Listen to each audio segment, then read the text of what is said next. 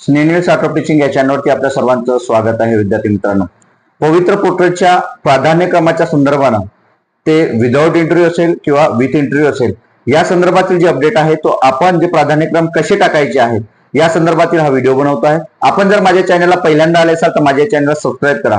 विद्यार्थी मित्रांनो, हा व्हिडिओ केअरफुल बघा, संपूर्ण व्हिडिओ बघा, स्किप करू नका, ज्यामुळे तुम्हाला योग्य ते मार्गदर्शन आपण या माध्यमातून देणार आहोत. कारण खूप विद्यार्थी असे आहेत जे पॅनिक झालेले आहेत, त्यांना नेमक्या विथ इंटरव्ह्यूच्या ज्या जागा आहेत नेमक्या काढायच्या कशा हेच त्यांना समजत नाही आहेत. नेमक्या आपल्या जागा टाकायच्या कशात तेच त्या ठिकाणी विद्यार्थ्यांना खूप अडचणी आलेल्या आहेत. ओटीपी विद्यार्थ्यांना अजूनही येत नाही. विद्यार्थी एक 2 वाजता सुद्धा ते ओपन करून बघतात, ओटीपी तेव्हाही येत नाही. त्यामुळे विद्यार्थ्यांना आणि शेवटची तारीख जी आहे ती उद्याचीच शेवटची तारीख आहे. तर डेट वाढेल का? तर विद्यार्थी मित्रांनो, नक्कीच डेट पुन्हा वाढेल, हे सुद्धा समजून सांगतोय मी तुम्हाला. नक्कीच डेट पुन्हा वाढेल. आणि आता विदाउट इंटरव्ह्यूच्या संदर्भातला काल मी एक 10 मिनिटाचा व्हिडिओ जो बनवलेला होता त्यात सुद्धा तुम्हाला मी त्यानुसार मार्गदर्शन केलेलं आहे. एक लक्षात घ्यायचं आहे, विथ इंटरव्ह्यूच्या जागा आपल्याला कशा टाकायच्या आहेत आणि आपल्याला प्रिफरन्स किती टाकायचे आहेत. प्रिफरन्स फक्त आपल्याला 50च प्रिफरन्स आपल्याला विथ इंटरव्ह्यूच्या टाकायचे आहेत. मात्र विद्यार्थ्यांना 1500 1700 असे त्या ठिकाणी प्राधान्यक्रम आलेले आहेत.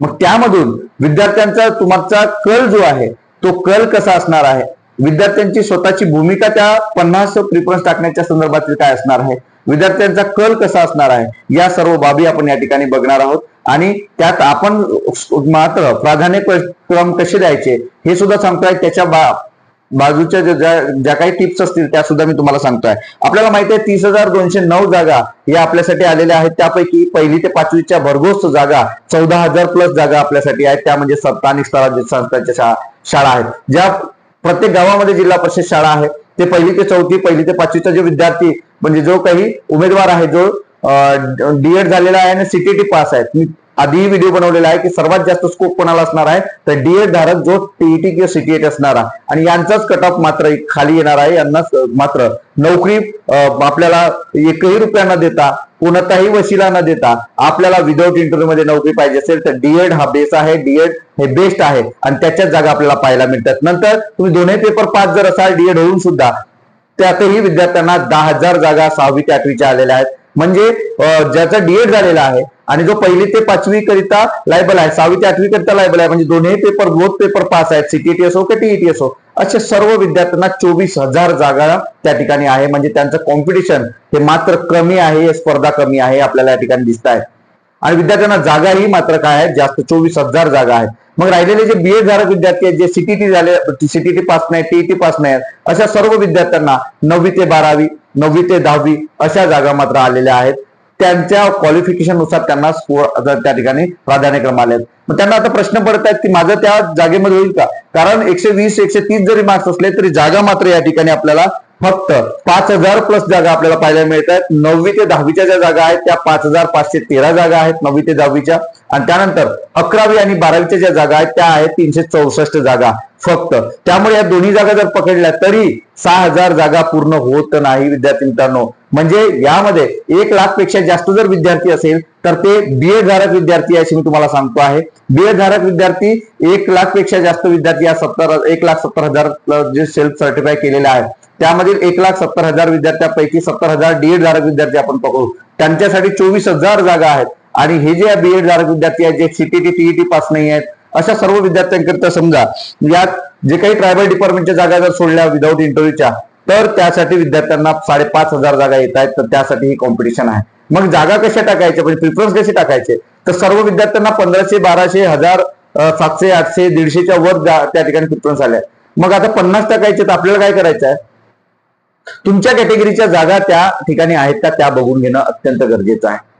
काही ठिकाणी तुमच्या कॅटेगरीच्या जागा नाहीत, त्या खुल्या प्रवर्गाच्या जागा आहेत, समांतर आरक्षणाच्या जागा आहेत, त्यासाठी तुम्ही सुद्धा लायबल असतात.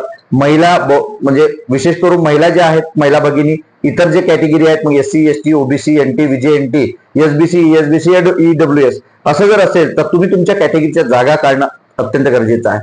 तुम्हाला ते जीवावर येत आहेत, मला माहिती आहे जीवावर येत असते विद्यार्थ्यांना, कारण 6,800 पेजेसच्या जे काही पूर्ण जाहिराती आहेत विथ इंटरव्ह्यूच्या, तेवढ्या याच्यातून आपापल्या जिल्ह्याच्या जाहिराती आपल्याला काढायच्या आहेत आणि त्यानुसार आपल्याला आलेले प्रिफरन्स तुम्हाला काढायचे आहेत आणि त्यानुसारच तुम्हाला प्रिफरन्स द्यायचे आहेत. मग यात विद्यार्थी काय करतो, तर तुम्हाला कालही मी सांगितलेलं आहे गडचिरोलीचा विद्यार्थी या चंद्रपूरच्या विथ इंटरव्ह्यूच्या संस्था पाहत नाही, कारण त्या ठिकाणी त्याचं कोणी ओळखीचं नसतो. धुळे नंदुरबारचा विद्यार्थी हा रत्नागिरी सिंधुदुर्गच्या विथ इंटरव्ह्यूच्या जागा पाहत नाही, कारण त्याचा तिथे कोणी ओळखीचा नसतो. त्यांना माहित नसते की नेमकी संस्था काय आहे, कशी आहे, किती पर्सेंटाईल त्याला अनुदान भेटलेलं आहे. 80% आहे, 60% आहे, 40% आहे. अशाही संस्था तुम्हाला आल्या असतील विद्यार्थी मित्रांनो. ज्यांना खरंच नोकरी पाहिजे आहे तर ते तुम्ही कुठेही टाकू शकता, महाराष्ट्रात कुठेही टाकू शकता. परंतु यात विद्यार्थ्यांचा कल काय आहे, भूमिका काय विद्यार्थ्यांची, तर विद्यार्थी हा जर मुंबईचा असेल तर तो मुंबईच्या भोवताल असणारे काही जिल्हे आहेत, मग पालघर असेल, ठाणे असेल, मग रायगड असेल किंवा जवळ लागलेले पुणे असेल, तर या जिल्ह्यांचा विथ इंटरव्ह्यूचा विचार करतो आणि त्या ठिकाणीच त्याचे 50 रेफरन्स त्या ठिकाणी संपत आहे.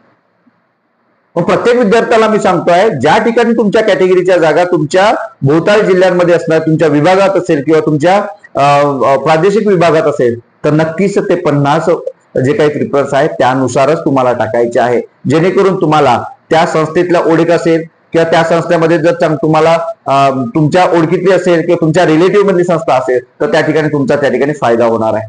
पैशाच्या बाबतीत मी सांगतो, या वेळेला 1:3 जी काही रेशो आहे, जो प्रमाण आहे, एकाच 3 या ठिकाणी घेतलं जाणार आहे प्रमाण आहे. त्यामुळं जी काही संस्था पैसे घेणार आहे तसे आपल्या सर्वांना माहिती आहे, तर संस्थांचा जो रेट आहे तो मात्र कमी होणार आहे, कारण त्यांना या 3 व्यक्तींच्या व्यतिरिक्त दुसरा व्यक्ती कुठेही घेता येत नाही.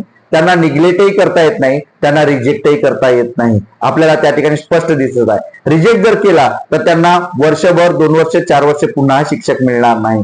त्यामुळे या जो जॉब आहे तो कोणाला विचारावा लागेल, कोणाला द्यावा लागेल, तर शिक्षण जे काही अधिकारी असेल, माध्यमिक असेल किंवा प्राथमिक असेल, त्यांना द्यावं लागेल आणि त्यानंतर डिपार्टमेंटला सुद्धा द्यावं लागणार आहे. त्यामुळं या 3 व्यक्तीमध्ये जर पैसे देणारा एखादा व्यक्ती असेल, 3 व्यक्तीमध्ये जर एखादा पैसे देणारा असेल किंवा 3ही पैसे देणार नसेल, त्यावेळी मात्र 1 लाख 2 लाख जे काही असेल त्या याच्यात तुमचे ते जे आहे ते विद्यार्थ्यांना जे काही आधी 15-20 लाख रुपये घ्यायचे ते मात्र या ठिकाणी स्पष्ट होताना दिसत आहे की आपल्या विद्यार्थ्यांना मोफत नोकरी लागण्याची संधी या ठिकाणी मिळत आहे. विद्यार्थी मित्रांनो, कोणताही वशिला संस्थेच्या माध्यमातून त्या ठिकाणी न घेतला जाऊ शकते, हे सुद्धा समजून घेणं गरजेचं आहे. आणि त्याच विद्यार्थी मित्रांनो आपल्याला एक सांगू इच्छितो की तुम्ही ज्या जिल्ह्यामध्ये राहताय त्या जिल्ह्यामधल्या संस्था आल्या तर तो जिल्हा, जवळचा जिल्हा, बाजूचा जिल्हा, त्याच्या बाजूचा जिल्हा, असे जिल्हे करून तुम्हाला 50 प्रिफरन्स तुम्हाला द्यायचे आहेत. आणि त्या माध्यमातून आधी प्रिफरन्स द्यायचं असेल तर 80% ला द्या, त्याच्यानंतर 60% ला द्या, त्याच्यानंतर 40% ला द्या. अशा पद्धतीने तुम्हाला ज्या काही संस्था असतील त्या संस्था तुम्हाला आल्या असतील तर त्याचा विचार तुम्हाला करायचा आहे. कारण सर्वाधिक विद्यार्थी या ठिकाणी विथ इंटरव्ह्यूचं आपापल्या विभागामध्ये देत आहेत, आपापल्या जिल्ह्यामध्ये ते प्रिफरन्स देत असतात. आणि ज्या विद्यार्थ्यांना कुठे जायची इच्छा असेल तर तुम्ही या 1500 किंवा 1200 किंवा 1000 किंवा 200-300 प्रिफरन्स आले असेल तर तुम्हाला 50 प्रिफरन्स त्या पद्धतीने जागाच काढून द्यायच्या आहे. कारण तुम्हाला जर जागा काढायला जीवावर आलं तर काही ठिकाणी तुम्हाला शून्य जागा आहेत, त्यामुळे त्या ठिकाणी तुमचा प्रिफरन्स वाया जाईल, हे सुद्धा मी तुम्हाला सांगतोय. अशा पद्धतीनं तुम्हाला विथ इंटरव्ह्यूचं तुम्हाला काय करायचं आहे, त्या ठिकाणी प्रिफरन्स टाकायचे आहे, प्राधान्यक्रम लॉक करायचे आहे. कारण जागा किती आहे सांगितलं मी तुम्हाला, 5500 फक्त जागा तुम्हाला 9वी 10वी आणि 11,001च्या जागा आहेत. त्यातही काही जागा आपल्याला मायनस करायच्या आहेत, ज्या डिपार्टमेंटल जे काही ट्रायबल डिपार्टमेंट आहेत त्याच्या जागा सुद्धा 11वीच्या या विदाउट इंटरव्ह्यू मध्ये गेलेल्या आहेत. त्यामुळं हेच आपलं अपडेट होतं. हे अपडेट आपल्याला कसं वाटलं हे नक्की कमेंट बॉक्समध्ये कळवा आणि अशाच अपडेट करता माझ्या या चॅनलला मात्र सबस्क्राईब करा. धन्यवाद.